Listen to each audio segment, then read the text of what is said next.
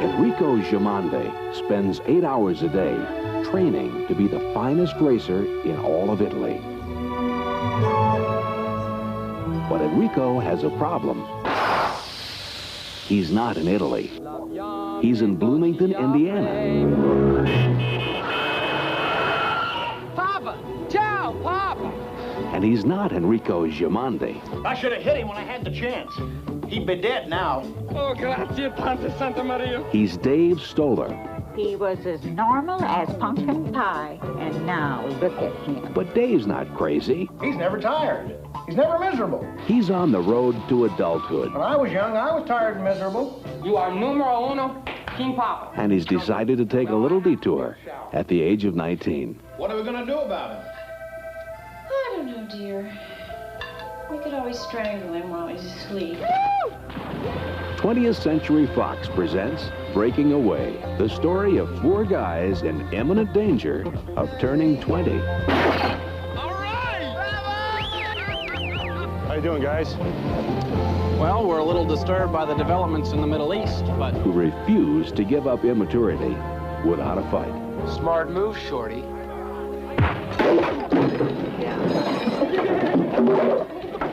Ma pari tout amor. I'm in love. We'll wind up a bum.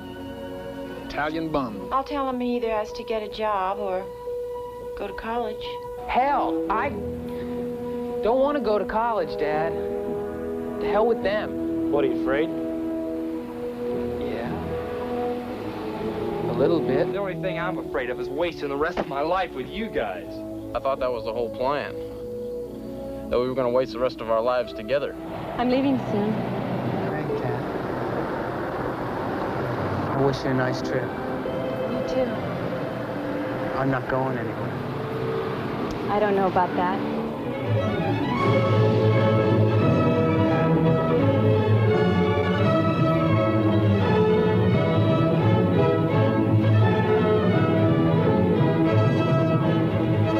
Breaking away, somewhere between growing up and settling down. It happens to all of us.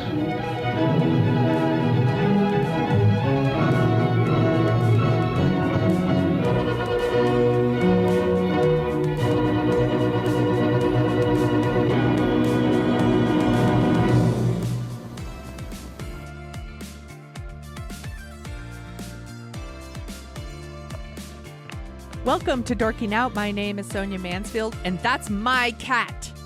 His name is Jake, not Fellini. I won't have any Eenie in this house. Joining me is my podcasting sister from another mister and the co-host of Dorking Out, Margot D. Hello, my friend. Buongiorno. We are dorking out about 1979's Breaking Away. It's directed by Peter Yates. It's written by Stephen Tisech, I think is how you pronounce it. And it stars Dennis Christopher, who looks so much like Odelay Arabeck to me in this movie. So much. Oh. Don't you think? Yes. Yes. And then we've got young little baby Dennis Quaid, Daniel Stern in his movie debut, Jackie Earl Haley, Paul Dooley, who's so good at playing dads. So good. Yes. Another one that was like born to play dads. Barbara Barry, PJ Souls shows up in there for a second. John Astin is a small part. This movie is often ranked in the top 10 like sports movies of all time, which is why we're talking about it, because we're obsessed with the Olympics right now. Margot, did you see this in the theater? No, I did not see this in the theater, and I don't remember the first time I saw it. It had to have been on TV. Right. And I think because I saw the TV version. There was a TV series. Oh, yeah. Based on this movie. One of my questions Sean for you. Cassidy. Oh, yeah. And I was obsessed with Sean Cassidy and Jackie Earl Haley. So I saw it every week. And then this weekend, we had a heat wave again in New York. So again, Boo. I was home. And I think I watched like 3 hours of it on YouTube.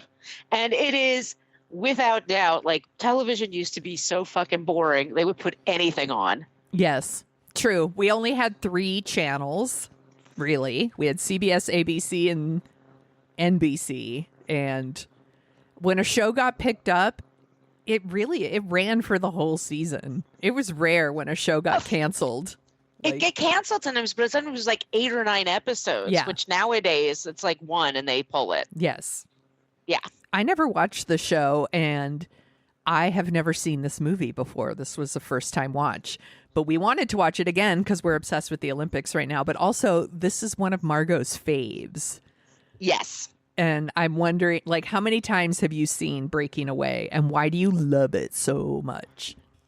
I'm sure over 100. I mean, if the movie's been out for 40 years, 45? Yeah. That's yeah. Oh my God. 45. Yes. Yeah. So I've seen it. I don't know what it is about it. I love the sleepy pace. Yeah. I love the performances. I think it's genuinely funny. I think it gives you such a sense of time and place. Mm-hmm. And people that you don't often hear about or see. Yeah. And I think, it's got cute boys. It's got cycling, which I enjoy. And I love the song. There was a song called Breakaway from Lobo. Was that it? I don't know that song. Oh, fuck me. It was. But anyway, it was a lot of different things. But what did you think? It was your first time. I really, really liked it. Like, good. And at Margot's suggestion, I did something a little different this time. So normally, I watch. We don't do a lot of first time watches for me. So normally, I sit with like my laptop and I watch movies and I take notes. And I pondered the idea of like maybe I just watch the movie and I don't take notes. And you were like, you should definitely do that. So that's what I did, and then kind of wrote my notes later. And I really, really liked it. Like, I like the friendship between the 4 boys. They're 19. I guess that makes them men. But they're boys to men. They're boys to men. BBD. I loved Daniel Stern in his movie debut. I've been reading his book, and I think it's on Kindle Unlimited. If it's not, get it from the library or get the book. Yeah. He has a whole chapter in here, and his character is so sweet and so awkward, and so they're also endearing in their own way. Yes. And he's so funny. He's so Cyril funny. Is so great. I love the whole thing with his dad, and he's like, his dad always tries to cheer him up when he screws up. He loves it when I fail. It's like, yeah, I get that. Like, you really feel like these boys are friends. Like, they really feel like friends. I really love them, and I love the family dynamic between Dennis Christopher, who's playing Dave, who like he wins a bike, like a 10-speed bike. I don't know how he won it, but they say he won it. And then since then he's become really obsessed with cycling and like in particular like Italy.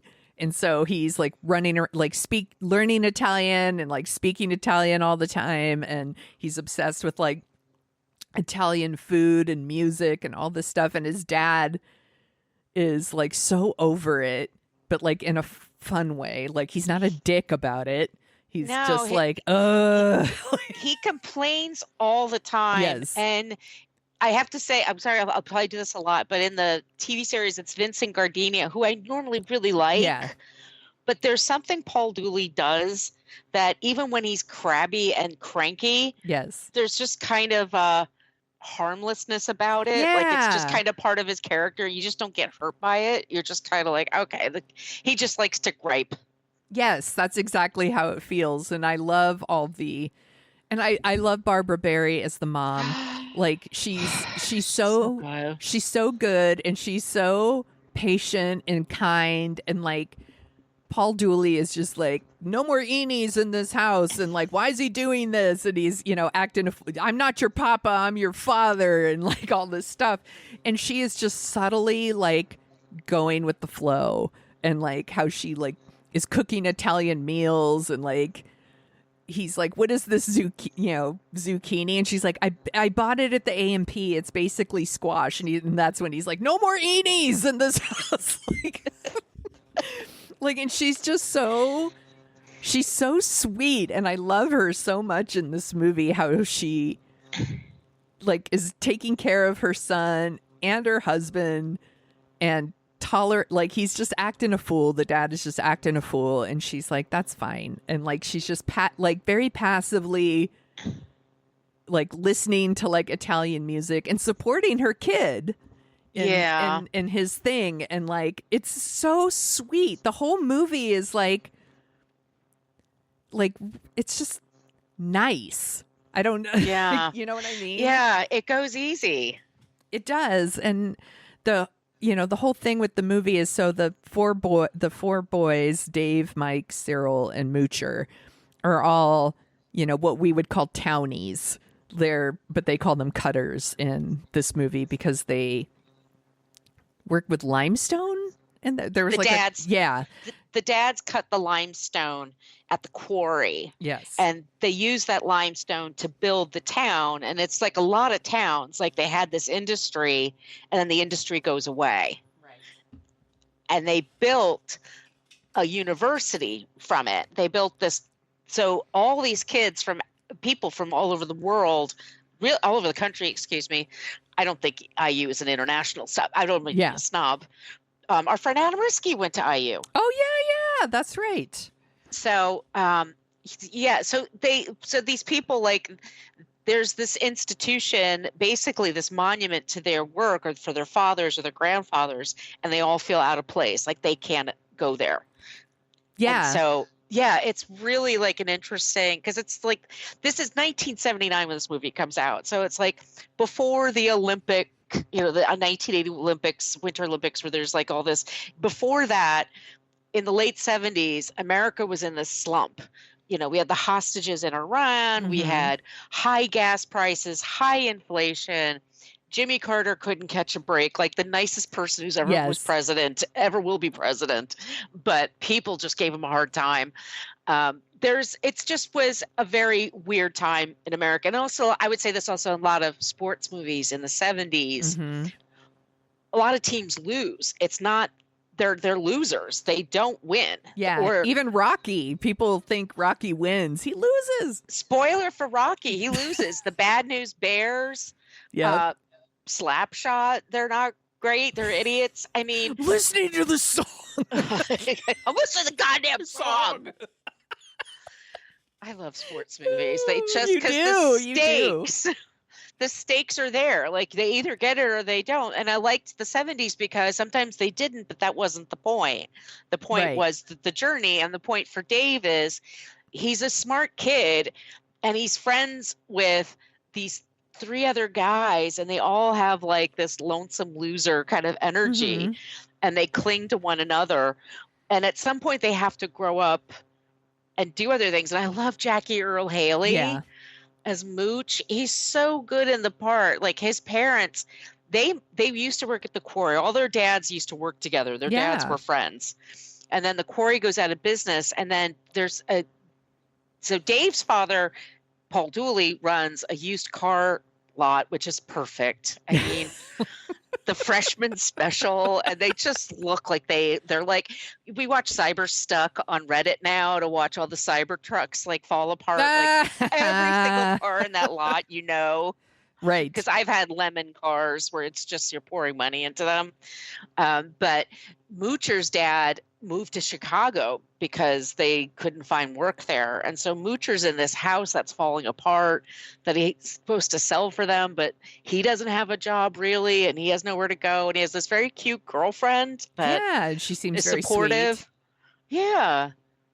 Yeah, and there is a scene where like Dennis Quaid's character is talking about what it's like to grow up in a university town and how every year, like a new crop of new students come who are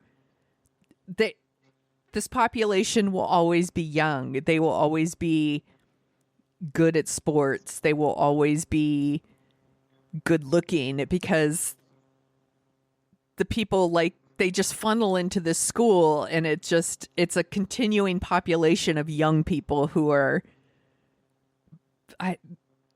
fresh, and they leave. Like they go. Yeah, right. And they are still there. And I've thought about this before because, I went to Chico State and I had friends that stayed and lived there, and I would go up and visit.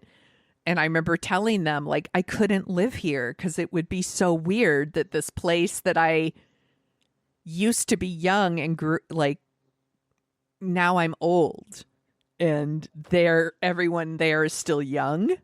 Yeah. And so I know that feeling that he's talking about, and it would be super weird to... And also to feel lesser than. Yes. The college kids, because... And we all know people like this. Like, they just grew up... You and I didn't grow up super rich. Shock to all of you. We didn't have a bougie upbringing, either one of us. Nope. But I know what it's like to go to school with kids who are rich or be around other...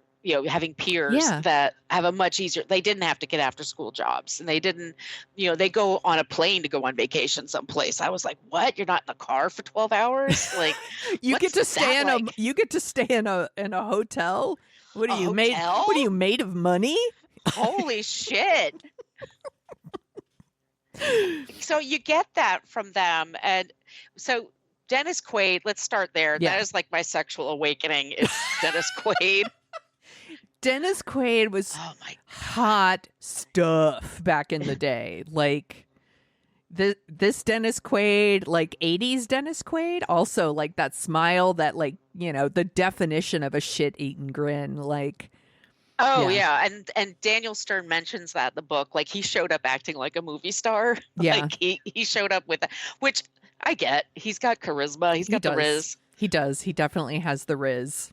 And he's the football guy, and he wanted to play for a college. He especially wanted to play for IU, but it didn't work out. And it doesn't for most people. Correct. But then he has to figure out what's your plan B. And his brother's a cop in the town, John Aston. And none of them have jobs. Like, they're constantly getting fired from their jobs. Like when they tell Moocher, they tell him to punch in, and he punches the clock.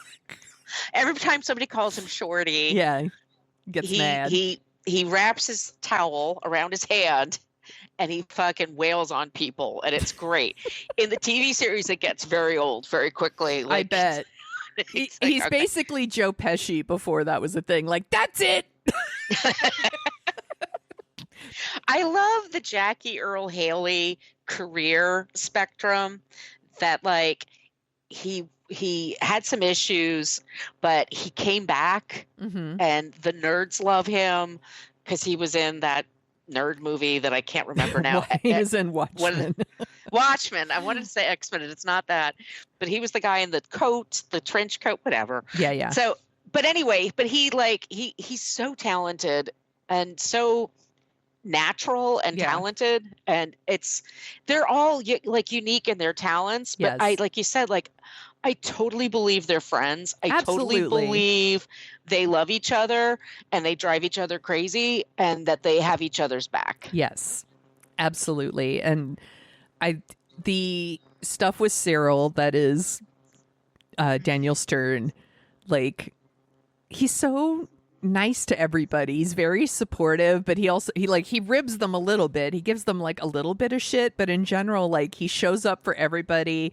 There's a whole thing about Dave, who again is like obsessed with all things Italy, and he's pretending to be Italian, and he's like pretending to be a foreign exchange student, and he's got a crush on this girl, and he's like, Cyril plays, she's so pretty, and like Cyril plays the guitar while he like serenades her in Italian, and like he tries to sing along. He tries for a second, and Dave gives him a look like, no. And then, Dave like gets with the girl, and they kind of ride off together, and Cyril is behind, and all these jocks think that he's trying to like make a move on their girl, so they beat him up. They don't really show it, which I'm glad, because then I would be upset. But the next day you can see he's been beat up, and he knows who did it, but he doesn't want to. It's like he doesn't want to start shit, I guess. Well, well, what are you gonna do? Because my favorite scene, one of my favorite scenes, like the whole movie's my favorite scene, but when they're in they're in the bowling alley. Yeah. And once again, the kid, like, it's very delineated in this town. Like the town, the Cutters go here, we go there. Mm-hmm. You're not allowed in certain places, and so they're at it's like a bowling alley / pizzeria. I love bowling alleys. Me too.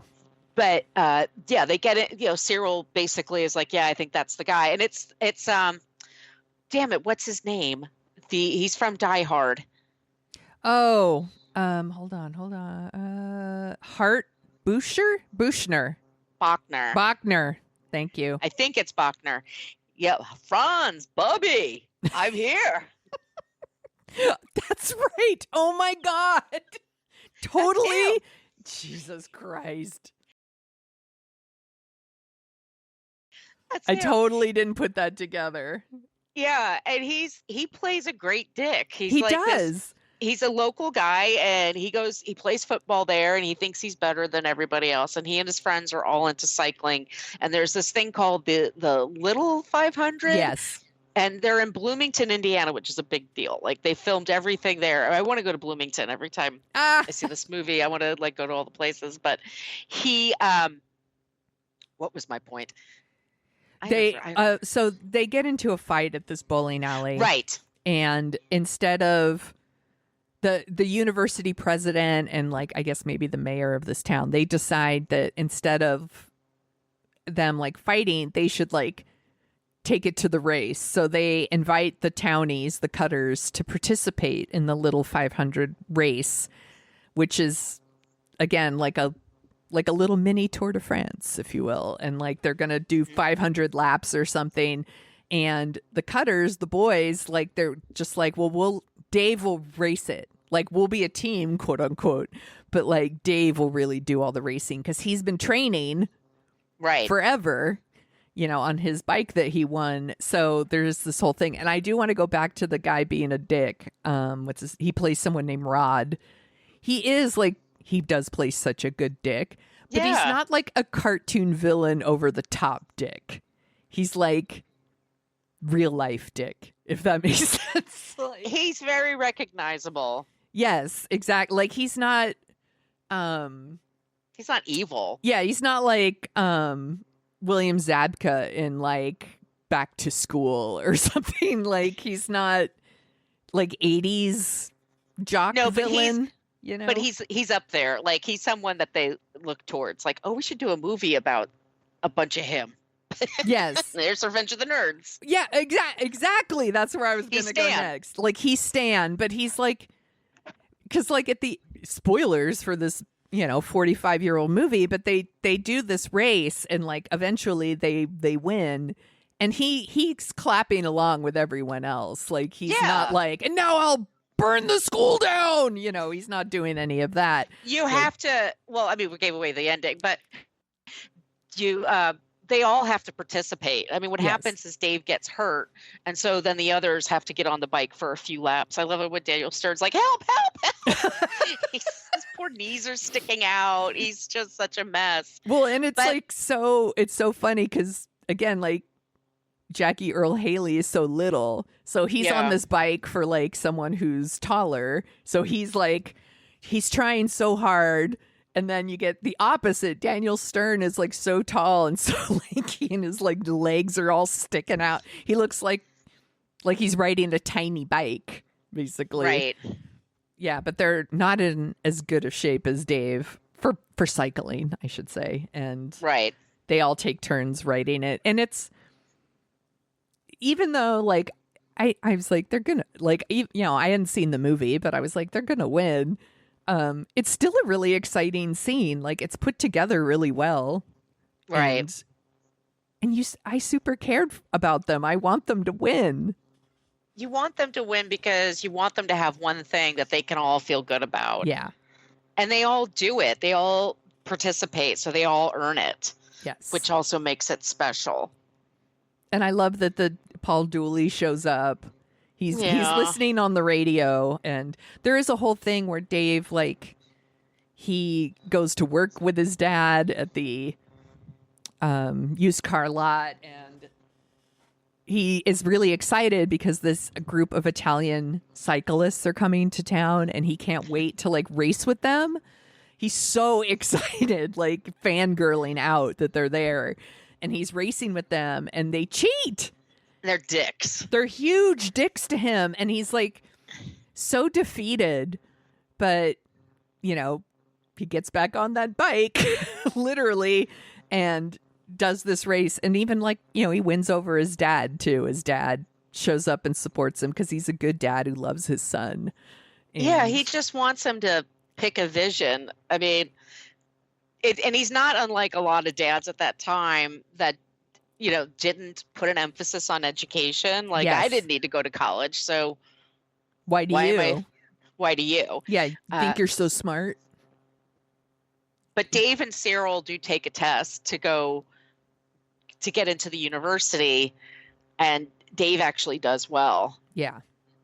And so you get and poor Cyril. I wonder what Cyril does. I mean, I think he becomes like a supermarket manager, and then he's like his character in oh god damn it, Billy Crystal. Oh, and City Slickers. City Slickers. Yes. He's like, yeah, and then he gets some checkout girl pregnant. I mean, I don't know.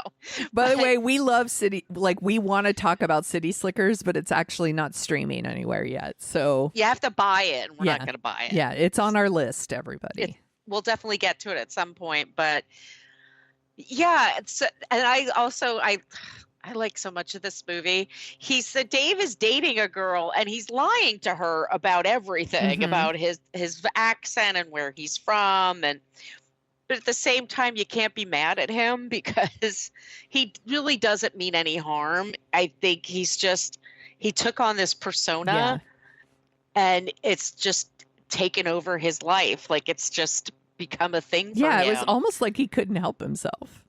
Yeah. But he didn't think they were going to but she's the college student. He's going to run into her. Yeah. But I like how they wrap it. Like, I like where it goes because he then sees her later. He apologizes, like you should when you do something wrong.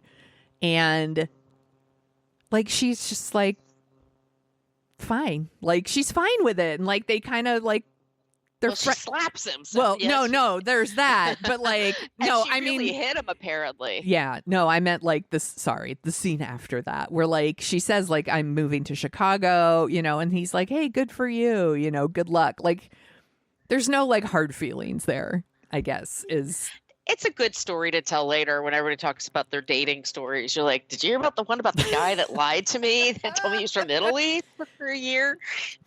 Yeah, and then, you know, if we jump to the end, he's going to school and he meets a French girl and he's like asking her about the Tour de France. And it's like, yeah, the cycling obsession isn't going away, but at least he's not pretending to be Italian. No, now he's going to pretend to be French. But no, he didn't actually, because he started talking English with her with an American accent. So but he's like showing an interest in her by showing an interest in, you know, bridging. Yes. He likes cycling. He likes the Tour de France. She's French. Boom. And she's adorable. She is. Everybody drink. And I love it when he's like, hiya, hot shot. Bonjour, papa. What? I also like this part where Dave is singing to her, going back to that. Mm-hmm. And as he's doing that in The Parents, she's playing that opera. Yes. And they're having like a romantic evening together. They're kind of like using that music as romance. Yes. To woo. And then in the end, she's pregnant. Aww. I'm like, she's pushing 50. Yeah, I was like, it's so funny in my head too. I was like, I'm like, aren't they supposed to be older than that? But that's okay. Sure. Like, Yeah, no, you know what though? I buy everything. I I buy do. this as a family. I buy that they're all like related to each other. Mhm. They've been living in that house for 20 plus years. I like I said, I like that they're all the guys I believe are really friends and they have real issues and they have real conversations Yes. and they really are, like I said, they're all there for each other. They are. And the movie does, it does have that nice little tidy ending where they win the race and all of that. But it's not tidy in that it spells out exactly like what's going to happen to all of them. They're, Right. we don't know what's going to happen with Dennis Quaid's character, or we don't know what's going to happen with Moocher. Like, we know that he's picked up a marriage license to like get Right. married, but it's never really investigated out about the after that. Like, Cyril took the test to get into the college, but I guess he didn't pass because he's not in college, but we don't know what they do. It's a mystery. It's a mystery. Do you who's your favorite? Who's your MVP? I think Dennis Christopher, Yeah. the whole movie rests on him. And as much as I love Sean Cassidy, and I am a Sean Cassidy defender forever, we meet at dawn, but it's not the same. I mean, because in there he says Papa and he does all the things that Yeah. Dave does, but it's not the same. It just doesn't feel, it's really rough. But I don't know what it is about this movie, but it's like this warm hug. It is. Well, it's a very nice movie. Like, Right. it's comfortable.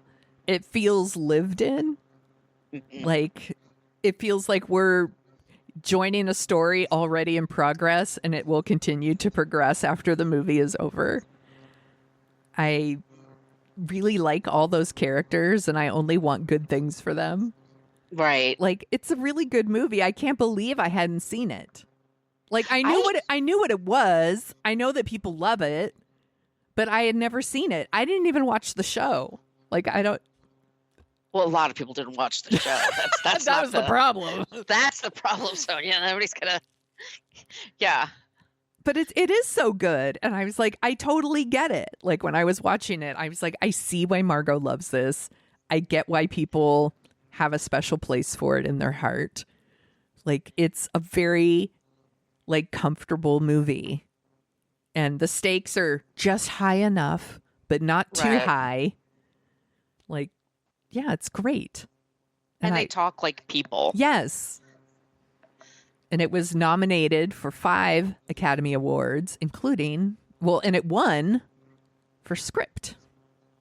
It's a good script. Yeah, it's a great script. Did you want to hear about some of the other movies that were nominated? Yes. Okay. Also nominated for screenplay, which Breaking Away won. So yay for Breaking Away. Especially against some of these other ones where you're like, I'm glad that this one won. Manhattan was nominated by Woody Allen. Yeah. The China Syndrome. Good movie. Good movie. We did that one. And Justice for All. It's an interesting movie. Yeah. We'll do it one day. And All That Jazz. It's an interesting movie. Yeah. That one, by the way, I've never seen. I've only seen clips and I want to watch, but it is also not streaming anywhere. So It could be the music. I think it might be the music. So it won for Best Screenplay. Barbara Barry was nominated for Best Supporting Actress. And she's amazing. She's She was so also in Barney Miller. That's where I recognize her. Yeah. I loved Barney Miller. I love that theme song. Me too. I loved everything about it. I wanted to go to that police station and hang out. She makes anything funny. Yeah. She's so good. She is really, really good. And also nominated for Best Supporting Actress, Meryl Hemingway for Manhattan. And Mariel. Mariel. Sorry, everybody. Mariel. You're terrible, Mariel. Candice Bergen for Starting Over. I've Never seen that. I've never seen it either. Jane Alexander for Kramer versus Kramer. I don't like that movie. Yeah, and then the winner was Meryl Streep for Kramer versus Kramer. She's great, but Yeah. it's hard to watch that movie when you know. I mean, it's already like not a fun movie. Yeah, no, not a good time. It was a lot of bummer movies. Yeah, that's At the that time. 70s. Yeah. It was nominated for Best Director. Peter Weir? Peter Yates. Peter Yates. He Yes. also directed The Hot Rock. Oh, that's right. Oh, we love the Hot Rock here. Big fans. Yeah. That's another one that Margot introduced me to. I'm probably not going to get this name right. It looks like it's Edward Malerno, who directed La Cage Falls. Did I pronounce it right? You were close. It's the birdcage, y'all. Malerno? Did you have a hard time with Malerno? Yes. And the movie title. Jesus Christ. Sorry. Y'all, That's not nice. I'm sorry. It's the original Birdcage. It's Birdcage. I suck, y'all. I suck. Francis Ford Coppola did this little movie called Apocalypse Now. Never heard of it. Never heard of it. Bob Fosse, all that jazz. And then the winner was Robert Benton for Kramer versus Kramer. I'm sorry. One of these was very directed. Like Apocalypse Now is very directed. And Kramer versus Kramer's like, and then I set up the camera. But that's fine. Whatever. And I let Dustin Hoffman do whatever the hell he wants. Pretty much. And then it was also nominated, Breaking Away was also nominated for Best Picture. And no spoiler here. Big spoiler, Kramer versus Kramer won. But other movies were All That Jazz, Apocalypse Now, and then the other one is Norma Ray. You've seen Norma Ray, right? Yes. A long time ago. Like, I was probably too young when I saw it, actually. I should watch it now. I'd appreciate it more. And that's all those. All right. Do you want to hear the top 10 songs? Yeah, I do. So this movie comes out July 20th or 25th. I don't know why I'm thinking that. 1979.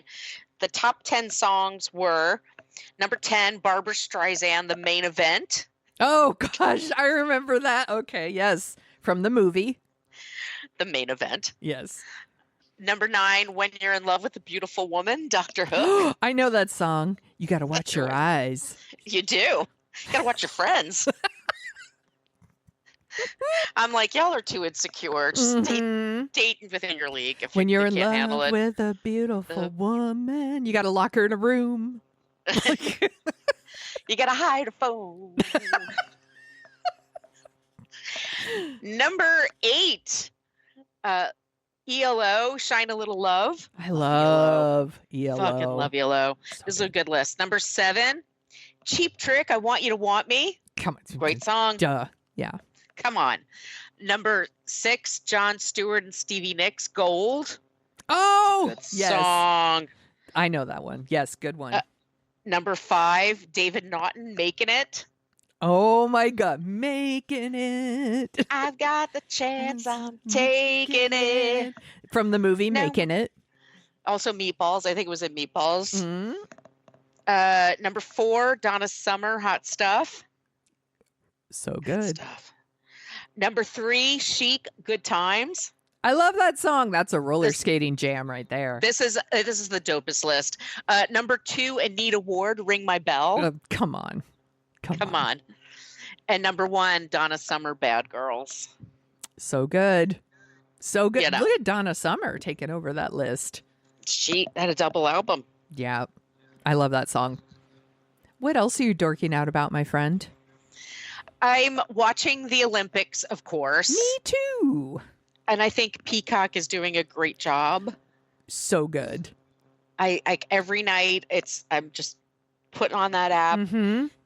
and they got it all together. Snoop and Martha Stewart at Dressage in Paris at that castle.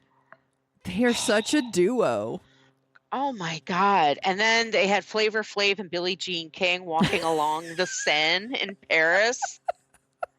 And I'm like, this is like the most perfect world I live in right now, the Olympics. Yeah, we talked about this a little bit, I think, on our other podcast, What a Creep, but If you had told like 20-something Sonia that the Olympics would have Snoop Dogg and Flava Flav like walking around like and being delightful and winning over like all these older people that never listened to their music, I would have thought you were lying. Like, people are in love with them.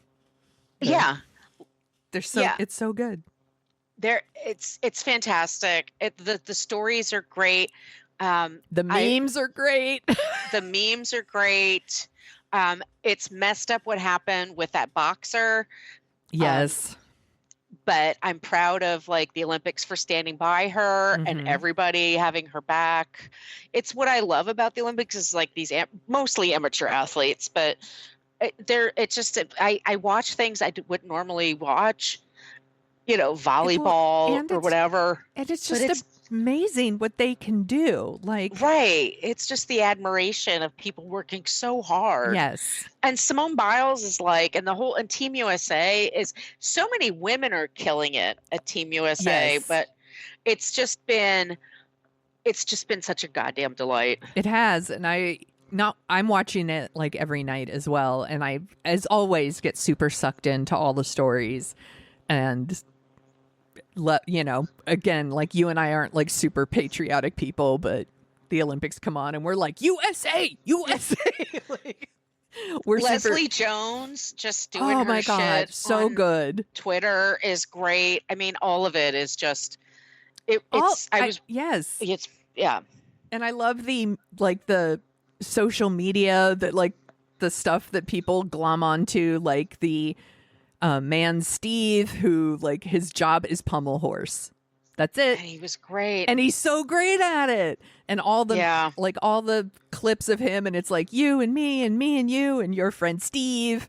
Dun dun dun dun dun dun Steve. Like, and it's just cutting to him. He's so great. Or is it the French guy that wasn't wearing a job strap and he was doing his dick knocked over that bar? I laughed so hard.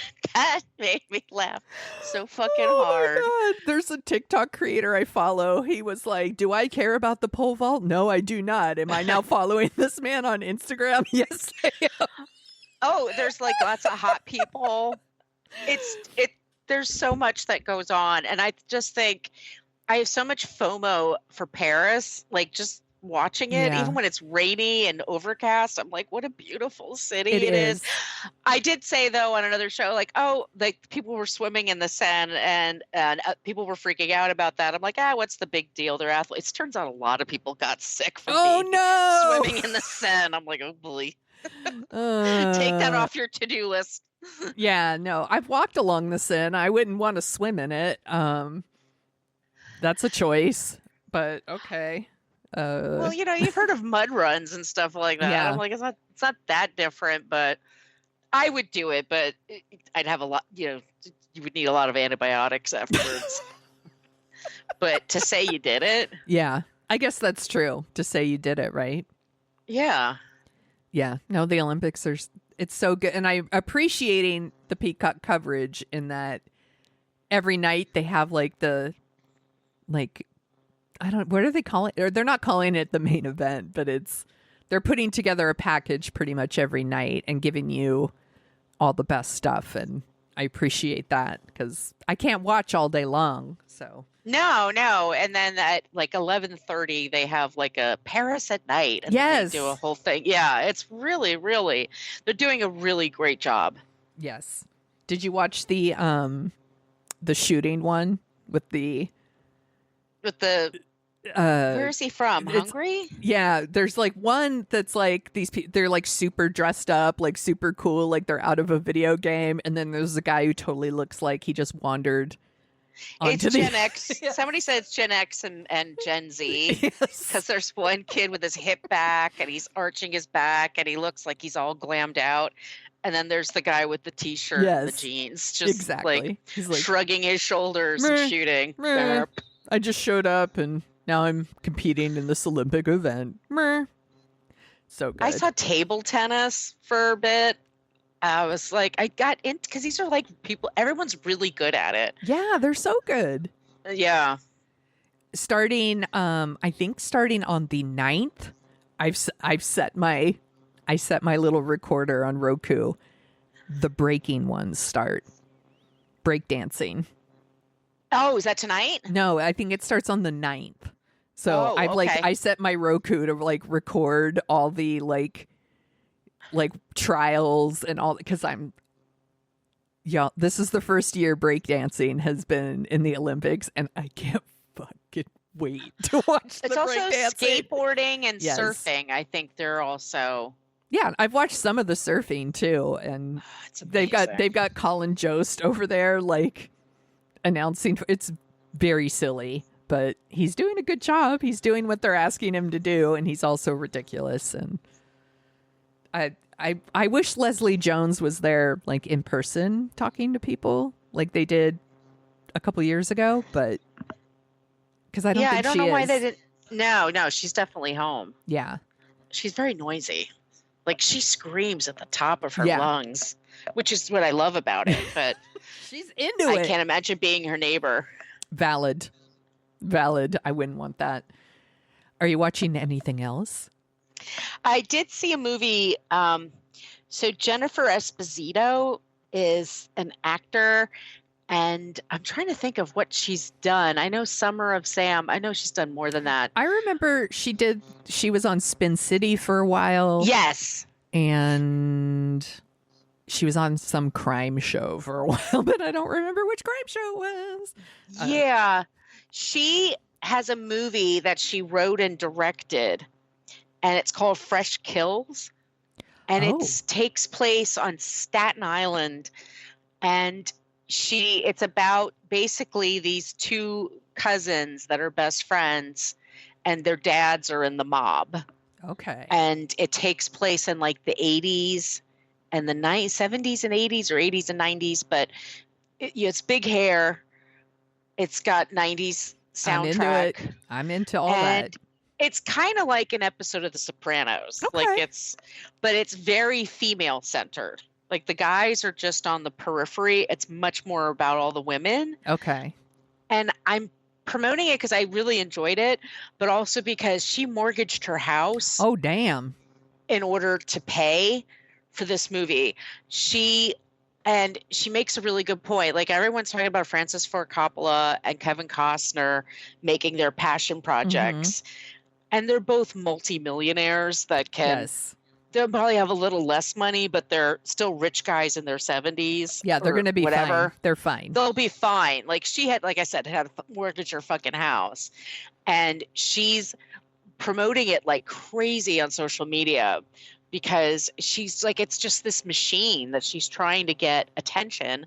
And if you're going to talk about that story of people putting their own money, you should she should be included in the conversation. Because I think like it's Kevin Costner's 6-hour opus to Westerns. I'm just like, no, thank you. That's a big hard pass for me, dog. It's not going to happen. Yeah. I will probably watch it, but I'm waiting for the second part to come out so that I can then watch them both, and I'm going to break it up like a little TV series. Yeah, I'm not going to watch it. You don't get me. But I would recommend it if you're looking for a truly independent movie and a different voice and a different point of view. I thought it was a really interesting Where'd story. you watch it? On Amazon. I Okay. rented it on Amazon. Cool. I will put it on my list. And I assume you're still watching Below Deck Med. Oh, yes. So good. It's a good season. It's such a good season. It is messy. Yeah. It is messy. I'm here for the drama. I love it. I'm like, anything else we're watching? Oh, I started it's called like The Black Widower on Max, with this man who's been married like 6 times and a few of his wives are dead. Oh. Yeah. I watched part 1 last night and I was like, yeah, I'll finish this. I can't believe that I don't understand how this dude got married 6 times. Like 6 women were like, yeah, I'll sign up for that. Like, he seems like a walking red flag, but you know, They sometimes always find somebody. we all make bad choices.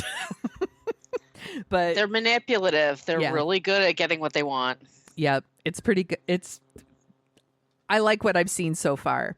I also watched on Hulu the second season of Betrayal, which is based on the podcast Betrayal. Have you ever listened to that one? Mm-mm.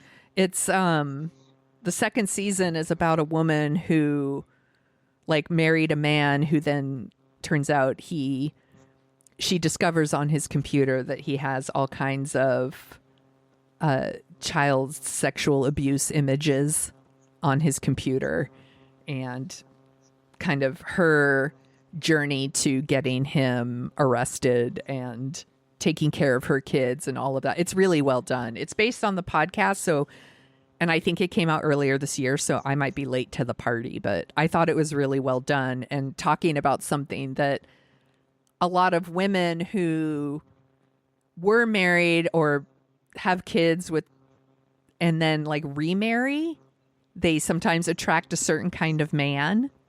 I don't want to get really gross here because this isn't What a Creep. There are certain men who target single moms. And well, yeah, and this is about that. And I think it is very interesting, and I liked it. Well, like is the wrong word. Yeah. I thought it was very interesting, and I thought it was very well done, and it's something that I think a lot of single moms think about when they're out dating, or if they're not thinking about it, they should be, because there are certain men who target that demographic, I'll say. I watched, forgot to mention, sorry, on HBO, the Elizabeth Taylor documentary. That's on my list. Yeah, I want to know your opinion when you watch it, because there's a whole thing where Liz takes with somebody's husband after Mike Todd dies, by the way. That's like, and Mike Todd, I've never found him very engaging, but now that I've seen this documentary, I'm like, oh, I get it. Right. He's got some mojo. Okay. Yeah. I was going to watch it last night, but for some reason I decided I'd rather watch murder shows. So yeah, I get it. So, but mainly I've just been watching the Olympics. So yeah, I mean, that's pretty much what I'm watching every night. Yeah, I think that's everything on our list then. If you like the sound of our voices, we also co-host a podcast called What a Creep, where we talk about creeps of the past and the present. Our episode out right now is about Phyllis Schlafly. She is a creep who hates women. Surprise. The original pick-me girl, I think. Someone described her in our What a Creep group, or someone called her a ladder kicker. I thought that was a good description too. Where can people find you on the internet, Margot? You can find me at brooklynfitchick.com, and I'm at brooklynfitchick for Threads and Instagram, and then I'm at Brooklyn Margot for TikTok and for Twitter. Everyone should be following her. She always shares clips of everything that we're going to be talking about, and it's good stuff.